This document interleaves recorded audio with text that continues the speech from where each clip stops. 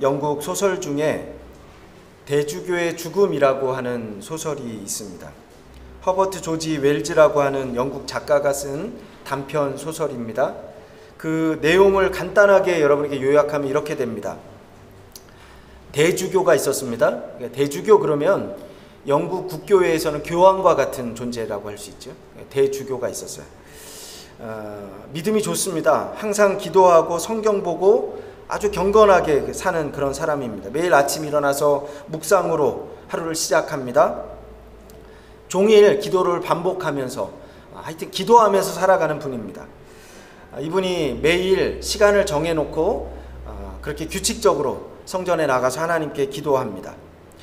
언제나 기도를 시작할 때 우리도 그렇지만 거의 동일하게 기도를 시작합니다. 하나님 아버지 천재의 주제시여 여호와 하나님이시여 나를 도우시는 하나님 살아계신 하나님 아버지 이렇게 앞에 시작을 하면서 기도합니다. 어느 날 저녁에 또 역시 동일한 시간에 이 대주교가 교회에 나가서 기도를 합니다. 같은 말로 하나님을 부릅니다. 오 전능하신 하나님 아버지시여 이렇게 기도합니다. 그런데 갑자기 순간 하늘에서 소리가 들립니다. 오냐 무슨 일이냐 이렇게 소리가 들립니다. 대주교가 이 소리를 듣자마자 깜짝 놀랐습니다. 하나님이 정말로 여기 계셨구나. 하나님이 정말로 내 기도를 듣고 계셨구나. 그는 신음하듯이 중얼거리면서 벌렁 나자빠져서 죽었습니다. 사인은 심장마비였습니다.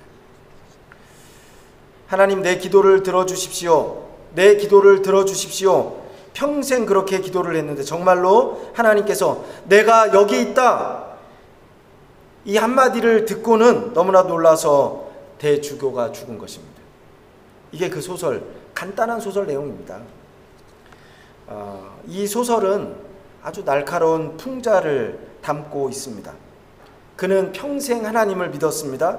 그러나 하나님이 살아계시고 그 하나님이 내 기도를 들으시고 그리고 그 기도가 응답되리라고는 생각하지 못했던 것입니다. 지식은 있어요. 그러나 체험이 없습니다. 그래서 정말로 하나님이 응답하셨을 때 하나님이 듣고 계셨을 때 놀라서 심장마비로 그가 죽고 말았습니다. 이 작품은 신앙생활을 하고 있는 우리에게 많은 것을 생각하게 하는 작품입니다. 혹시 오늘 이 자리에 있는 저와 여러분이 이 대주교와 같은 모습으로 신앙생활하고 있지는 않습니까? 우리가 한번 스스로 한번 곰곰이 고민해 볼 필요가 있습니다. 우리는 매주 하나님께 예배합니다. 그런데 정말 하나님이 여기서 이 예배를 받으십니까? 요즘 비대면 예배가 너무 이게 너무 활성화가 되었어요. 고민합니다. 유튜브로 드리는 예배가 정말 신령과 진정으로 드려지고 있을까? 예전에 저희가 청년 때 어른들에게 말 한마디 잘못하면요 많이 혼났어요. 교회에서. 그 중에 대표적인 게 뭐냐면 어디 가니? 그럼 예배 보러 간다 그러잖아요. 예배 보러. 그러면 어른들이 막 화를 내는 거예요. 아니 예배를 보는 무슨 예배가 TV 드라마 연속극이냐 보게? 예배는 보는 게 아니고 뭐라 그래요? 드리는 거다. 이런 얘기 많이 들었죠. 그렇죠? 그런데 요즘은 정말로 예배를 보는 시대가 된 것 같아요. 예배 보는 사람들이 얼마나 많습니까? 이거는 우리 한국교회만 얘기가 아닙니다. 지난주에 최우영 선교사님, 전영욱 선교사님 두 분이 우리 교회에 왔어요. 월요일날 와서 교회 둘러보고 또 새로운 성전도 둘러보고. 근데 동일해요. 현지 교회도 동일합니다. 유튜브 예배가요, 예전에는 우리 예배는요 시간을 하나님께 딱 떼어서 정해놓고 이 예배 이 시간은 하나님과 나만의 예배 시간 그거잖아요. 그렇죠? 근데 유튜브 예배 드리면서 그러는 거예요. 예배 시간에 실시간으로 예배 드리는데 딱 들어가서 보면 2,000명 교회래. 2,000명 교회. 현지 교회가 2,000명 교회인데 딱 들어가서 보면 한 30명 있대. 30명. 그런데 이틀 뒤 3일 뒤 보면 한 700명 예배 드리고 있대. 이게 뭐냐 그러면 자기가 편안한 시간에 자기가 원하는 대로. 만약에 이 예배에 하나님께서 오셔서 여러분의 예배를 받으신다면 여러분 어떻게 하시겠습니까? 여러분이 하나님께 기도할 때 하나님 정말로 오냐 내가 여기 있다 응답하신다면 여러분 어떻게 하시겠습니까? 오늘 본문은 아브라함이 하나님을 만나는 장면 아주 생생하게 기록되어 있습니다. 아브라함의 마음을 한마디로 표현하자면 두려움입니다. 두려움. 여러분 하나님께 설 때에 우리의 마음은 이래야 됩니다. 경외감이라고 얘기하죠. 두려움. 여러분 두렵습니까? 여러분 기도할 때 아브라함은 얼마나 두려워하면서 기도하는지 아세요? 6번이나 반복해서 기도하면서 그렇게 얘기합니다. 감히 티끌과 같은 나라도 감히 주께 고하나이다. 여러분 우리가 그렇게 하나님께 기도합니까? 티끌과 같은 나라도 감히 주께 고하나이다. 계속해서 아브라함은 하나님께 설 때 두렵고 떨림으로 그렇게 간구합니다. 오늘 본문은요, 하나님께서 소돔과 고모라를 멸망하시기로 이미 작정을 하셨어요. 이미 하나님이 작정하셨습니다. 그런데 그 하나님의 뜻을 돌이키고자 할 때 아브라함은 지금 두려움 가운데 구하고 있습니다. 그리고 하나님께서 마지막 기회를 주시는 내용이에요. 마지막 기회입니다. 하나님이 의인을 찾고 계신다 그렇게 말씀하세요. 의인 10명만 있으면 이미 심판하기로 작정하신 소돔과 고모라지만 그 10명으로 인해서 그 성을 사하시리라 그렇게 약속하는 내용입니다. 여러분 소돔과 고모라는요 정말 아름다운 곳입니다. 창세기 13장에 보면 아브라함이 조카 롯과 이제 헤어지게 됩니다. 헤어질 때 어떻게 하냐면 아브라함이 높은 곳에 올라갑니다. 그리고 조카에게 롯에게 말합니다. 네가 좌하면 나는 우하고 네가 우하면 나는 좌하리라. 그러면서 롯에게 먼저 선택권을 주는 거예요. 그랬더니 롯이요 눈을 들어서 사방을 이렇게 둘러봅니다. 사방을 둘러보고 그리고 선택한 곳이 어디냐면 요단들이에요. 요단 동쪽. 그 요단들에는요 소돔과 고모라가 있었어요. 그런데 성경은 그렇게 얘기합니다. 온 땅에 물이 넉넉하니 여호와의 동산 같고 애굽 땅과 같았더라 그렇게 이야기합니다. 여러분 소돔과 고모라는 다시 말해 흡사 에덴 동산같이 아름다운 곳이었습니다. 그렇게 아름다운 땅, 풍요로운 땅, 넉넉한 땅, 평화의 땅, 번영의 땅, 그 땅을 롯이 선택을 했습니다. 물질이 풍부했습니다. 전쟁도 없었습니다. 모두가 자유로웠습니다. 여러분 그것 보고 롯은 선택을 합니다. 그런데 문제는요 사람이에요. 사람. 소돔 사람에게는 죄가 있었습니다. 독일의 작가 헤르멘 헤세는 인간이 뿌리치기 힘든 3가지 가장 강력한 유혹이 있다 그렇게 이야기를 합니다. 그 유혹을 물리치지 못해서 결국은 사람이 죄를 짓는다 이렇게 얘기합니다. 그러면서 3가지를 얘기하는데 첫 번째가 무엇이냐면 첫 번째가 육체의 욕망입니다. 육체의 욕망. 육체의 욕망이 사람의 양심을 흐리게 합니다. 결국 이것을 뿌리치지 못해서 결국은 사람은 그것 때문에 망할 줄 알아요. 그러면서도 넘어간다는 겁니다. 육체의 유혹. 죄를 짓게 됩니다. 두 번째는 교만이라고 얘기해요. 교만. 여러분 교만이요 악의 뿌리입니다. 사람들이 아닌 것 같아도요 우리들 마음속에는요 다 교만이 있어요. 엄청난 교만을 품고 살아갑니다. 우리 속에 교만이 없다면 우린 고민이 없어요. 교만이 문제입니다. 교만 때문에 원치 않는 죄를 짓고 살아갈 때가 참 많이 있습니다. 교만한 사람은요 절대로 겸손할 수가 없어요. 여러분 겸손해야 되겠다. 내가 이제부터 겸손해야 되겠다. 결심해요. 그런데 결국은 교만의 노예가 되고 맙니다. 인간의 문제, 인간의 문제. 세 번째, 이기심이라는 게 있습니다. 이기심. 이기적인 마음.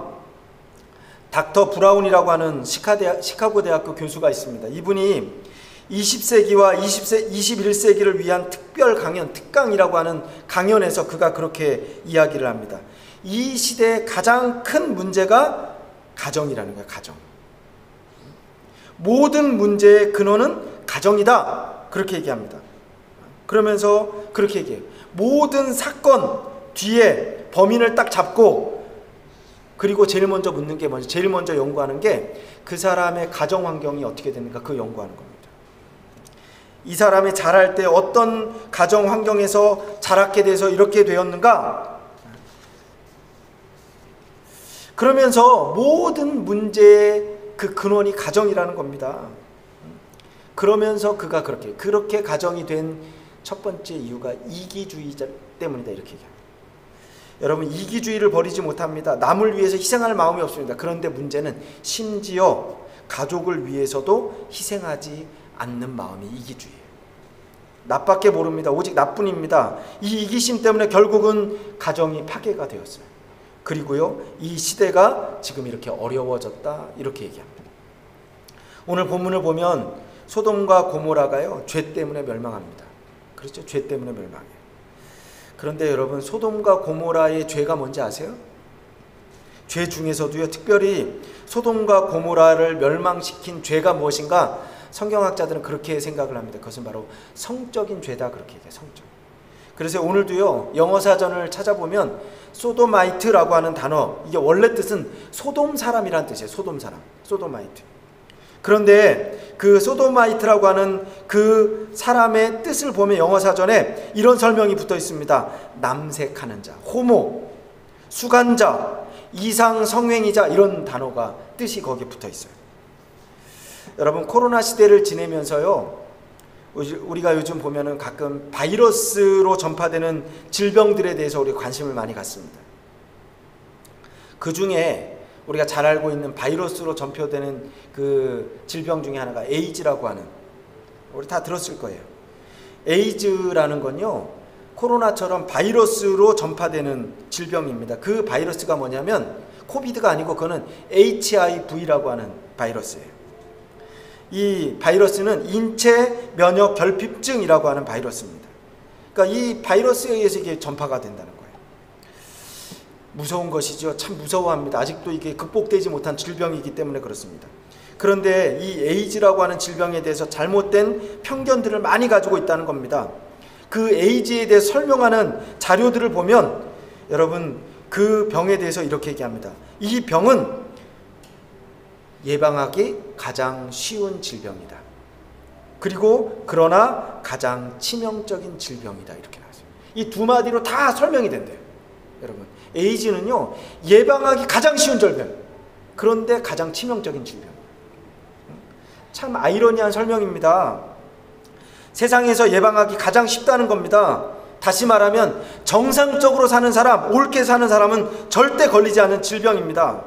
그런데 우리나라에만 해도요, 에이즈 환자가요, 수천 명에 이릅니다. 지금도요, 기하급수적으로 그게 막 이렇게 늘어나고 있어요.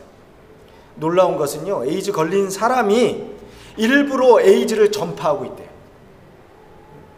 그리고 왜 그랬냐고 잡혀서 물어보면 뭐라고 얘기하냐면 그렇게 얘기한대요. 복수하는 마음으로 그랬다, 그렇게 말한다. 아프리카 어느 마을이 사라졌습니다. 몇 개월 전만 해도 그 아프리카에 마을이 하나가 있었어요. 그런데 몇 개월 지나서 가보니까 없어졌어요. 모양은 있는데 사람들이 다 죽었어요. 왜 그렇게 되었는가 연구해 보니까 결과가 그렇습니다. 아프리카가 이 에이즈가 만연하잖아요. 온 동네 사람들 다 에이즈에 걸렸어요.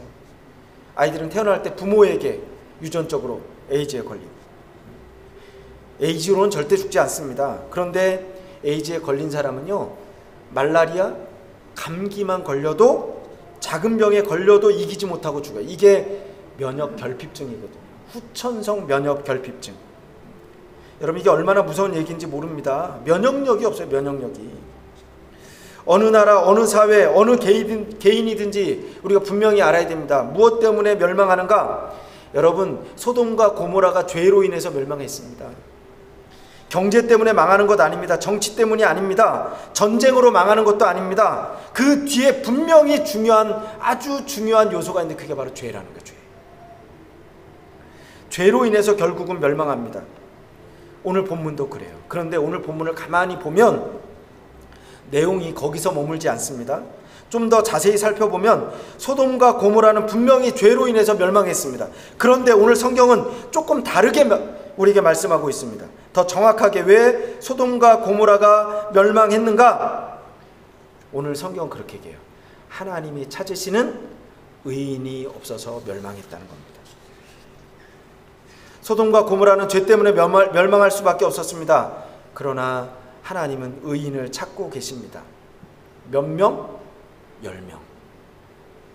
단 10명, 의인 10명만 있었다면 하나님의 말씀대로 소돔과 고모라는 사하심을 받을 수 있었습니다. 결국은 의인 10명이 없어서 멸망한 것이죠. 경제학자 아놀드 토인비는 스토리 오브 히스토리라고 하는 책에서 이렇게 결론을 내립니다. 역사는 도전과 응전의 관계이다. 다시 말하면 어떤 도전을 받을 때 어떻게 그것에 대해서 반응하냐에 따라서 성패가 좌우된다는 것입니다. 더욱이 역사는 소수에 의해서 지배가 되고 있다. 그렇게 얘기합니다. 여기서 소수는 창조적인 소수입니다.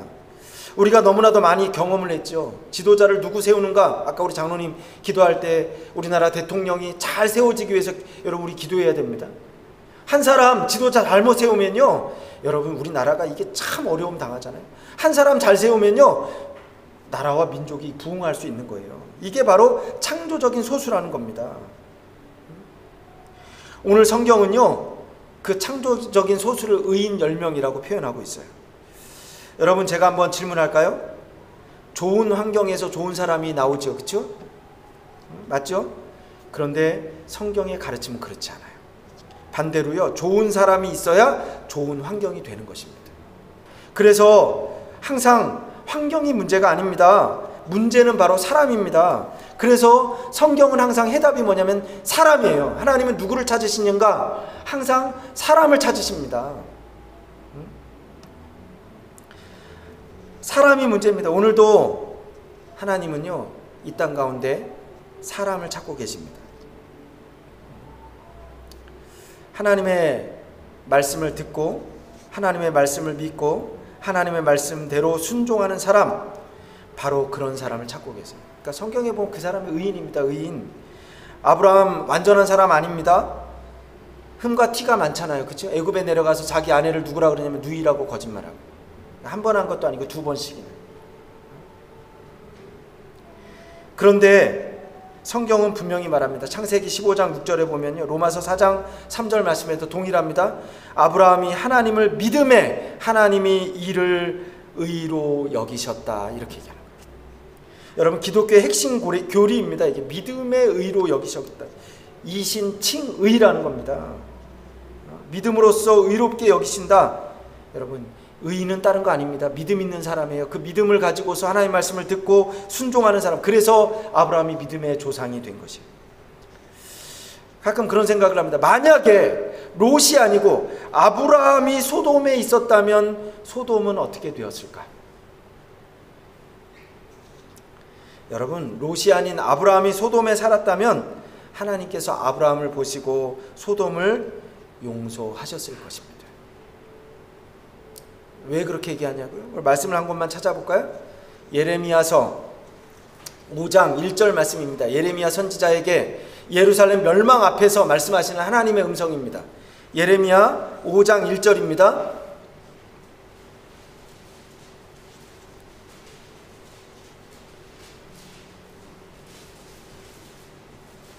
예레미야 5장 1절 말씀을 저와 여러분이 한 절이니까 한 목소리로 같이 한번 말씀을 같이 봉독하겠습니다. 시작.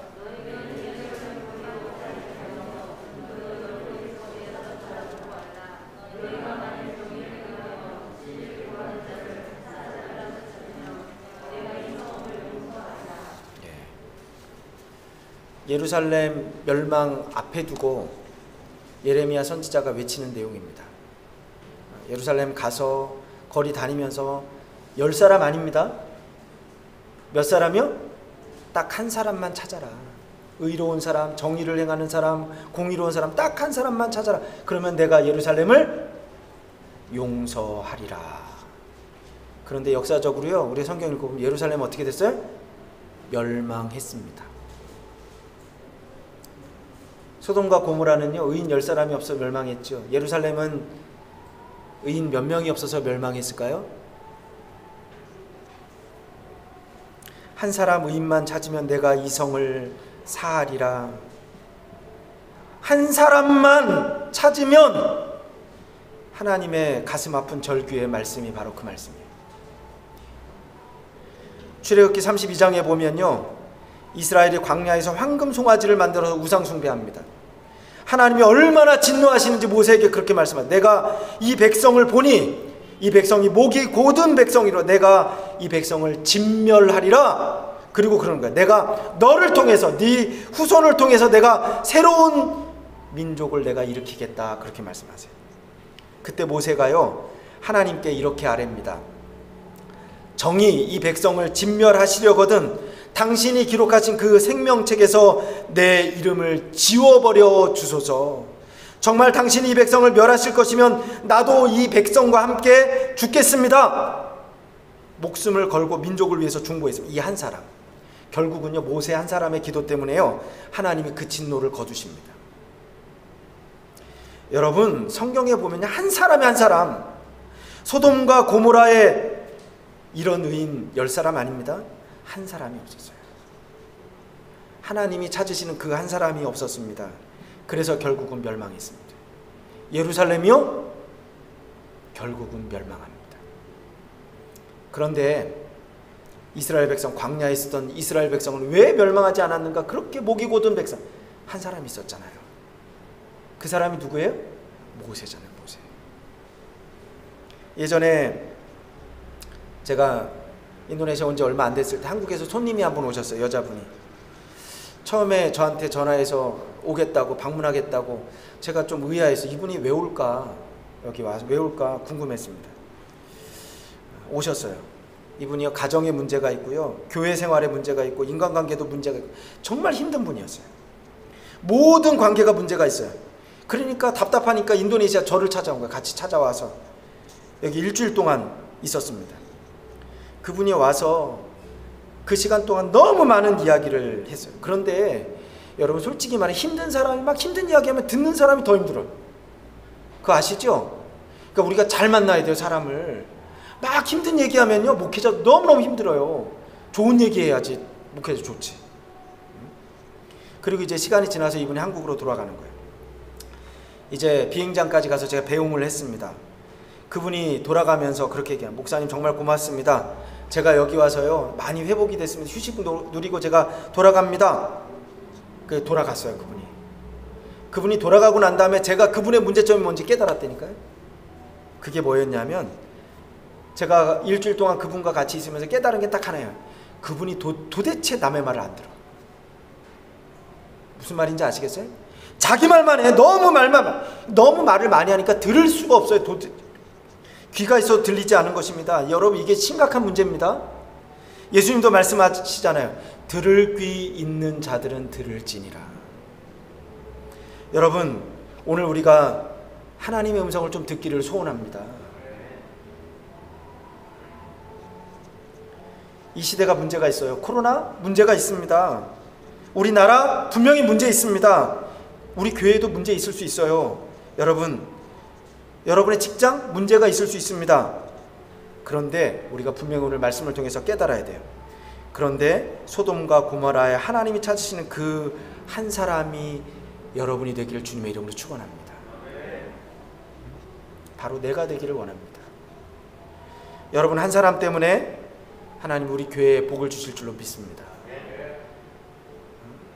우리 가나안 교회 우리 성도들 한 사람 때문에 리포 찌까랑이 하나님의 은혜의 도시가 될 줄로 믿습니다. 우리 나라와 민족이요 누구에게 달려있는지 아세요? 나 한 사람에게 달려있습니다. 세상과 사회에 우리가 너무 많이 비판합니다. 그러나 솔직히 성경적으로 보면 세상과 사회는 문제가 없어요. 문제는 한 사람입니다. 한 사람. 나 하나가 아브라함과 같은 사람, 모세와 같은 사람, 한 사람이 하나님 앞에 바로 설 때 하나님은 그 기도를 들으시고 하나님은 사하여 주실 줄로 믿습니다. 그러니까 오늘 제목은 다른 거 아닙니다. 한 사람이 한 사람. 제가 한 사람이 되기를 소원하고 여러분이 한 사람이 되기를 주님의 이름으로 축원합니다. 다 같이 한번 기도하겠습니다.